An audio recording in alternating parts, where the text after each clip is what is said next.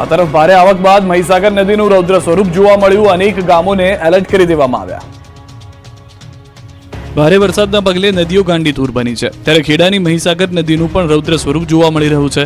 અનરાધાર વરસાદ અને ઉપરવાસમાંથી પાણીની પુષ્કળ આવકને કારણે નદીના પાણીની બમ્પર આવકના દ્રશ્યો જુઓ, જેથી નદી કાંઠાના ગામોને સાવધાન રહેવા અપીલ કરવામાં આવી છે. ઠાસરા, ગળતેશ્વરના કાંઠાના ગામોમાં એલર્ટ કરાયા છે. હાલ નદીમાં 3 લાખ ક્યુસેક પાણી છોડાયું છે. વણાકબારી વિયરમાંથી 3,40,000 ક્યુસેક પાણીની આવક છે, તો ખેડા વડોદરાને જોડતો ગળતેશ્વર ડેસર બ્રિજ બંધ કરાયો છે. પાણીની આવક વધતા સાવચેતીના ભાગરૂપે બ્રિજ બંધ કરાયો. તલાટીઓ, અધિકારીઓને હેડક્વાર્ટર ન છોડવા આદેશ આપવામાં આવ્યો. મહીસાગર નદીમાં 3 લાખ ક્યુસેક પાણી છોડવામાં આવતા તંત્ર એલર્ટ મોડ પર છે. મધ્ય ગુજરાતમાં ભારે વરસાદથી નદીઓમાં નવા નીરની આવક, પુલ પાણીમાં ગરકાવ. મહીસાગરના કડાણા ડેમમાંથી 21 ગેટ ખોલી 2,30,160 ક્યુસેક પાણી મહીસાગર નદીમાં છોડવામાં આવી રહ્યું છે, જેને લઈને લુણાવાડા તાલુકામાં આવેલો ખાનપુર અને મલેકપુરનો જોડતો તાત્રોલી પુલ અવરજવર માટે બંધ કરવામાં આવ્યો છે. દર વર્ષે કડાણા ડેમમાંથી ભારે માત્રામાં પાણી છોડાય છે, ત્યારે ડુબક પદ્ધતિથી બનેલો આ પુલ પાણીમાં ગરકાવ થતો હોય છે, જેને લઈ વહીવટી તંત્ર દ્વારા આ પુલને અવરજવર માટે બંધ કરવામાં આવ્યો. સ્થાનિકોના મતે પુલ બંધ થતા રહીશોને 20 કિલોમીટર ફરીને જવું પડે છે, ત્યારે સ્થાનિકોનો પુલ ઊંચો કરવાની માંગ કરી રહ્યા છે. તો પુલ પરથી પાણી પસાર થવાને કારણે પુલના આગળના ભાગમાં 10 ફૂટથી વધુ ગાબડું પડ્યું છે, જેને લઈને પણ પુલ પર અવરજવર શક્ય નથી. ત્યારે પોલીસ દ્વારા ચુસ્ત બંદોબસ્ત રાખી બેરિકેડ મૂકી રસ્તો બંધ કરવામાં આવ્યો છે. છોટાઉદેપુર જિલ્લાના નસવાડીના રાનેડાના ગ્રામજનો અને વિદ્યાર્થીઓ મુશ્કેલીમાં મુકાયા. 400 લોકોની વસ્તી ધરાવતા રાનેડા ગામના મુખ્ય રસ્તા પર પાણી ભરાયા, તેથી ગ્રામજનો ડુંગર ચડીને જીવના જોખમે પસાર થવા મજબૂર બન્યા છે. શાળાએ ગયેલા બાળકો પાણીના કારણે ઘરે પરત ન ફરી શકતા ગ્રામજનોએ ડુંગર પર ચડી બાળકોને બચાવી સહી સલામત ઘરે પહોંચાડ્યા. સ્થાનિકોએ ગામને જોડતા મુખ્ય રસ્તા પર ઊંચો સ્લેબ ડ્રેન બનાવવાની માંગ કરી. તંત્રના બાબે સ્થાનિકો 3 કિલોમીટર સુધીના ડુંગરાના રસ્તેથી જવા મજબૂર બન્યા છે. ડભોઈના ગામડામાં ફરી વળ્યા ઢાઢર નદીના પાણી. ડભોઈ વાઘોડિયા રોડ બંધ. વડોદરા જિલ્લાના વાઘોડિયા નજીક આવેલા દેવ ડેમમાં સતત પાણીની આવકના કારણે છલકાવાની સ્થિતિ છે, અને તે બાબતને ધ્યાને લઈ નદીના કિનારે આવેલા 16 ગામના લોકોને સાવચેત કરવામાં આવ્યા છે. ડભોઈ નજીક ઢાઢર નદીમાં ફરી એકવાર પૂરની સ્થિતિ સર્જાઈ છે.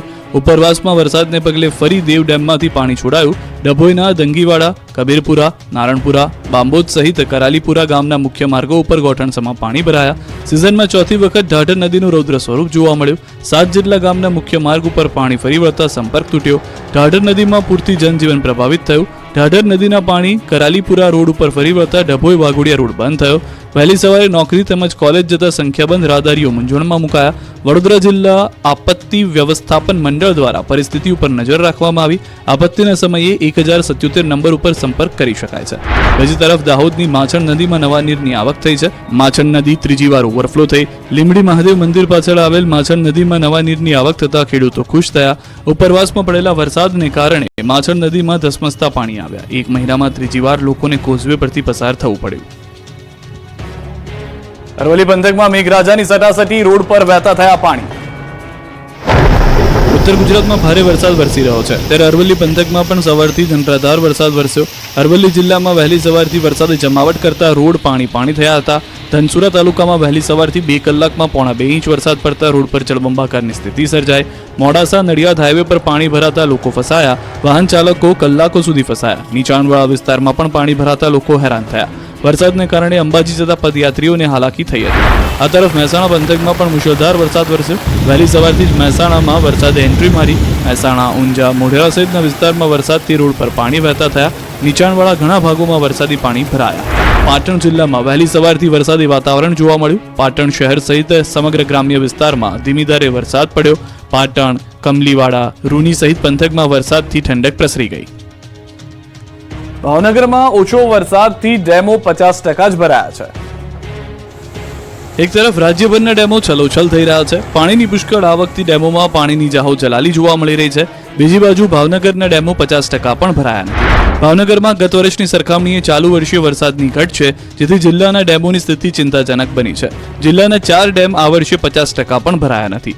સાથે જિલ્લાના 4 ડેમ 20% પણ ભરાયા નથી. ત્યારે જિલ્લામાં આગામી દિવસોમાં સારો વરસાદ નહીં થાય તો ઉનાળામાં જળ સંકટ ઘેરાવાની શક્યતા સેવાઈ રહી છે. જિલ્લામાં શેત્રુંજી ડેમ 67%, રંઘોળા ડેમ 51%, બગડ ડેમ 68% જેટલા જ ભરાયેલા છે. શેત્રુંજી ડેમ પણ હજુ 100% ભરાયો નથી.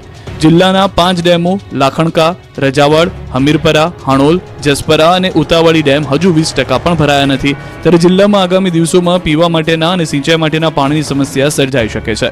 ગત વર્ષે 29 જુલાઈ 2023ના રોજ ભાવનગર જિલ્લાની જીવાદોરી એવો Shetrunji dam, Rangola dam, Bag dam અને રાજકી ડેમ 100% ભરાઈ ચૂક્યો હતો. જોકે ખોડિયાર ડેમ 100% થી ભરાયેલો છે, જ્યારે બોટાદ જિલ્લાના કાળુભાર અને ખાંભળા ડેમ ચાલુ વર્ષે 100% થી ભરાઈ ચૂક્યા છે. ભરૂચ અને સુરતમાં બવાલ બાદ અજંપાભરી શાંતિ, ગણેશ પંડાલ પોલીસ છાવણીમાં ફેરવાયા. ભરૂચમાં ધાર્મિક ઝંડા લગાવવા બાબતે બે કોમના ટોળા આમને સામને આવી જતા મામલો તંગ બન્યો હતો. જોકે પોલીસ તાત્કાલિક ઘટના સ્થળે પહોંચી જતા સ્થિતિ તુરંત જ કાબૂમાં લીધી હતી. આ મામલે પોલીસે 20 લોકોના નામ સહિત ટોળા સામે ફરિયાદ નોંધી 17ની ધરપકડ કરી લીધી છે. કુકરવાડાના ગોકુલનગર વિસ્તારમાં લોકો ધાર્મિક ઝંડા અને તોરણ લગાવી રહ્યા હતા. એકબીજાના ઘર પાસે તોરણ નહીં લગાવવા અપીલ કર્યા બાદ પણ ઝંડા તોરણ લગાવતા મામલો બીચક્યો હતો અને જોતજોતામાં ટોળા એકઠા થઈ ગયા હતા. ઉગ્ર બોલાચાલી બાદ ટોળા વચ્ચે મારામારીના દ્રશ્યો પણ જોવા મળ્યા. પોલીસ કાફલો ખડકી ત્યાં ટોળે થયેલા તમામ લોકોને વિખેરી પરિસ્થિતિ પર તાત્કાલિક કાબુ મેળવ્યો. સ્થિતિ ફરી ન બગડે તે માટે સમગ્ર વિસ્તારમાં પોલીસના ધાડે ધાડા ઉતારી દેવામાં આવ્યા. સમગ્ર વિસ્તારમાં પોલીસ દ્વારા ફૂટ પેટ્રોલિંગ કરવામાં આવ્યું હતું. સુરતમાં ગણેશ ઉત્સવ પહેલા અશાંતિ ફેલાવવાના આરોપમાં 2 મહિલાની ધરપકડ કરાઈ છે. લઘુમતી સમાજની 2 મહિલાઓએ 2 બાળકોની દુકાનમાં લાવી હતી અને બંને બાળકોએ પ્રતિમાને ખંડિત કરી હતી, જેના કારણે દુકાનદારને 60,000નું નુકસાન થયું હતું. તો બીજી તરફ સુરતના મોટા ગણેશ મંડળો પોલીસ રક્ષણની માંગ કરી રહ્યા છે. સૈયદપુરામાં બનેલા બનાવ બાદ મંડળોમાં ભય છે. શહેરના કોટ વિસ્તારમાં મોટા આયોજકો સુરક્ષા સલામતી માટે પોલીસ બંદોબસ્તની માંગ કરી સ્થાનિક પીઆઈ તેમજ કમિશનર સુધી રજૂઆત બાદ શહેર પોલીસે મોટા ગણેશ મંડળોને પોલીસ સ્ટાફની ફાળવણી કરી છે, જેમાં 2 પોલીસ જવાનો આખો દિવસ ગણેશ પંડાલમાં તૈનાત રહેશે. કેટલાક ગણેશ પંડાલો પર પોલીસે ફરજિયાત સીસીટીવી કેમેરા પણ મુકાવ્યા છે. કચ્છમાં ભેદી રોગથી ટપોટપ 16ના મોત, 2 મંત્રીના કચ્છમાં ધામા. કચ્છના લખપતમાં વકરી રહેલા રોગચાળાને લઈ આરોગ્ય તંત્ર દોડતું થયું છે. જિલ્લામાં 16 લોકોના શંકાસ્પદ મોત થયા છે, ત્યારે આ ભેદી બીમારીને કાબૂમાં લેવા તંત્રએ કમર કસી છે. આરોગ્ય મંત્રી ઋષિકેશ પટેલ અને પ્રભારી મંત્રી પ્રફુલભાઈ પાનસેરિયાએ કચ્છની મુલાકાત લીધી. ભુજમાં કલેક્ટર સહિતના અધિકારીઓ પાસેથી રોગચાળાની માહિતી મેળવી અને જરૂરી માર્ગદર્શન આપ્યું. સાથે લખપત અને અબડાસા તાલુકામાં શંકાસ્પદ તાવના કેસની પ્રવર્તમાન સ્થિતિને લઈને જાણકારી આપી.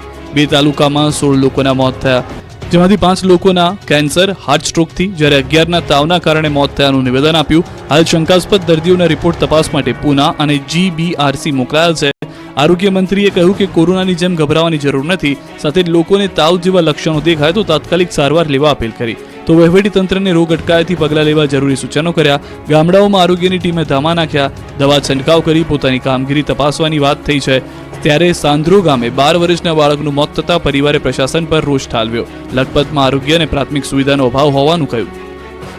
સુરતમાં ફ્રૂટ ભરેલી ટ્રક પલટી, લોકોએ ચલાવી જમરૂખની લૂંટ. શાકભાજી ભરેલી ટ્રક, દૂધ ભરેલી ટ્રક કે ઓઇલ ભરેલું ટેન્કર પલટ્યાનું તો બહુ સાંભળ્યું હશે, પરંતુ સુરતમાં ફ્રૂટ ભરેલી ટ્રક પલટી ગઈ હતી. પૂરપાટ જતી ટ્રક પલટી જતા રોડ પર ફ્રૂટની રેલમ છે